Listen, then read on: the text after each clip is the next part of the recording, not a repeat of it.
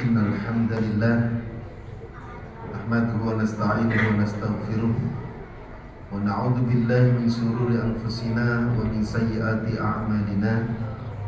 May yahdihillahu fala mudilla lahu wa may yudlilhu fala hadiya lahu. Asyhadu an la ilaha illallah wahdahu la syarika lah wa asyhadu anna Muhammadan 'abduhu wa rasuluh alladzi la nabiyya ba'dahu. Allahumma sholli ala Muhammadin wa ala alihi washabihi ajma'in. Fa ya ibadallah, usikum wa iyaya bittaqwallah faqad fazal muttaqun. Wa qala Allah ta'ala fi kitabihil karim, a'udzu billahi minasy syaithanir rajim. Bismillahirrahmanirrahim. Ya ayyuhalladzina amanu taqullaha haqqa tuqatih wa la tamutunna illa wa antum muslimun. Al-ayah, sadaqallahul azim, amma ba'd. Ma'asyiral muslimin, jamaah Jum'ah rahimakumullah. Khatib berwasiat terutama kepada pribadi khatib dan umumnya kepada hadirin sekalian, marilah kita meningkatkan kualitas dan kuantitas keimanan dan ketakwaan kita kepada Allah Subhanahu wa taala dengan menjalankan seluruh perintah Allah serta kita jauhi seluruh larangan Allah Subhanahu wa taala. Ma'asyiral muslimin, jamaah Jum'ah rahimakumullah. Sesuatu dianggap bernilai, sesuatu dianggap berharga oleh manusia apabila sesuatu itu memiliki nilai di hadapan manusia. Semakin tinggi nilai sesuatu itu, maka akan semakin berharga di hadapan kita semua. Sehingga apabila sesuatu yang kita anggap berharga itu hilang dari hadapan kita atau diambil oleh Allah Subhanahu wa taala, maka kita akan merasakan kesedihan dan merasakan kerugian yang begitu mendalam. Ma'asyiral muslimin, jamaah Jum'ah rahimakumullah, contohnya adalah harta. Harta merupakan sesuatu yang memiliki nilai yang tinggi di hadapan kita semua, di hadapan manusia, sehingga harta merupakan sesuatu yang sangat berharga. Ketika harta itu hilang dari genggaman kita, maka kita akan merasakan kerugian dan akan merasakan kesedihan yang luar biasa. Contoh lain yaitu jabatan.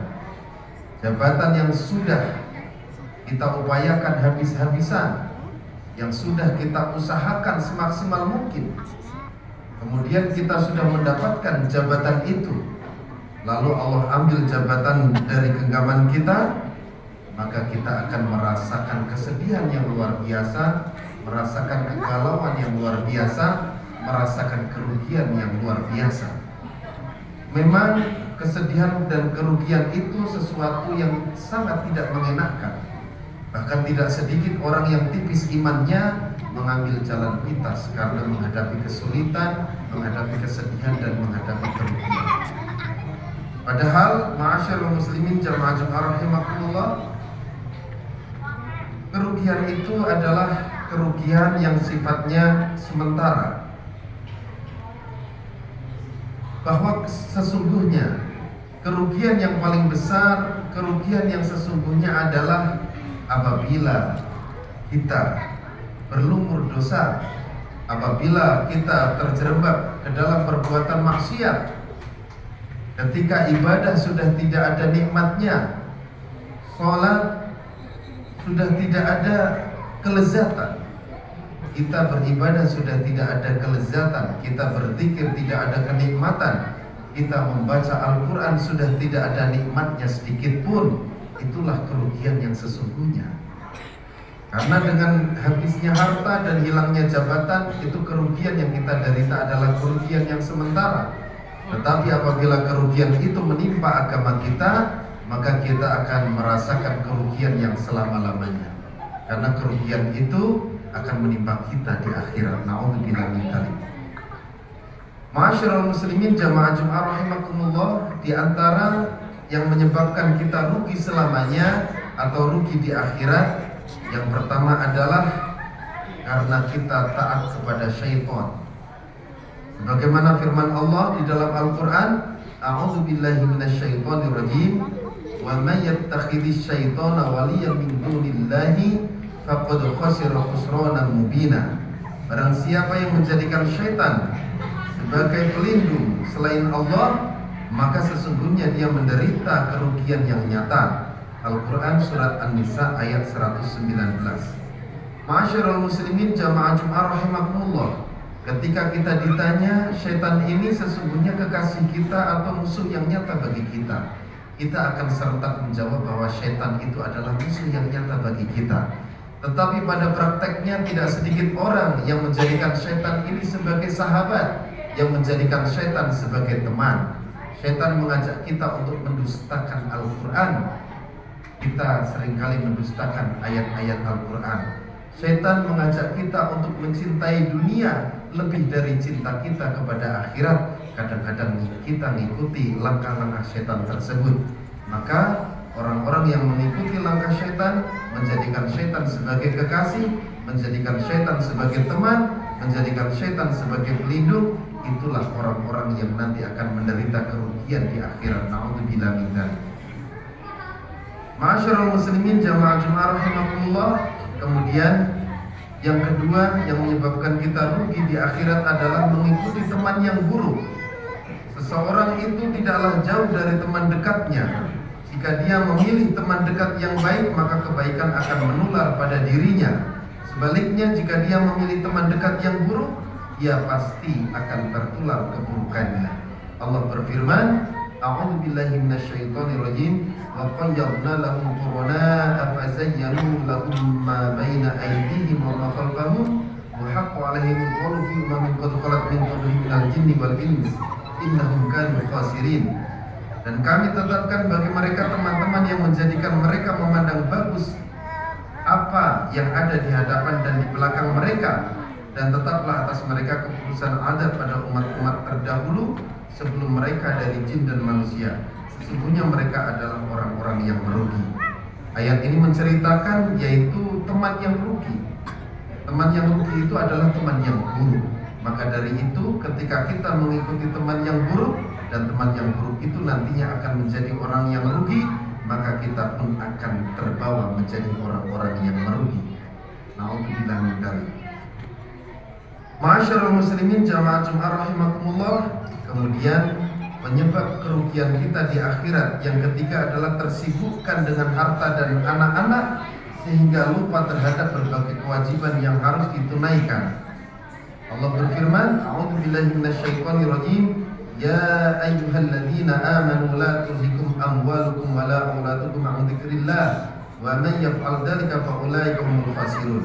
Wahai orang-orang yang beriman, janganlah harta dan anak-anakmu melalaikanmu dari mengingat Allah. Barang siapa yang berbuat demikian, maka mereka itulah orang-orang yang merugi. Al-Quran surat Al-Munafiqun ayat 9. Ma'asyiral muslimin jamaah Jumat rahimakumullah, sesungguhnya kita tidak dilarang untuk mencintai harta, kita tidak dilarang untuk mencintai anak-anak kita, keluarga kita. Tetapi yang dilarang di dalam Al-Quran adalah mencintai secara berlebihan sehingga melupakan akhirat, melupakan ingat kepada Allah Subhanahu wa Ta'ala. Jangan sampai kita mencintai harta, mencintai anak-anak kita, mencintai keluarga kita, lalu kita melupakan Allah Subhanahu wa Ta'ala. Ma'asyiral muslimin jamaah Jumat rahimakumullah, penyebab kerugian kita yang terakhir yaitu kita meremehkan sholat. Padahal Rasulullah SAW bersabda, Inna awwala ma yuhasabu bil 'abdi yaumil qiyamah min 'amalihi sholatuhu. Fa in saluhat faqad aflaha wa anjaha, wa in fasadat faqad khaba wa khasira. Sesungguhnya amal yang pertama kali dihisab dari seorang hamba pada hari kiamat adalah sholatnya. Jika baik, dia telah beruntung dan berhasil, dan jika rusak, maka dia telah gagal dan rugi. Ma'asyiral muslimin jamaah Jumat rahimakumullah, lalu siapakah orang-orang yang meremehkan sholat? Ciri-ciri orang yang meremehkan sholat adalah sholat tidak tepat pada waktunya.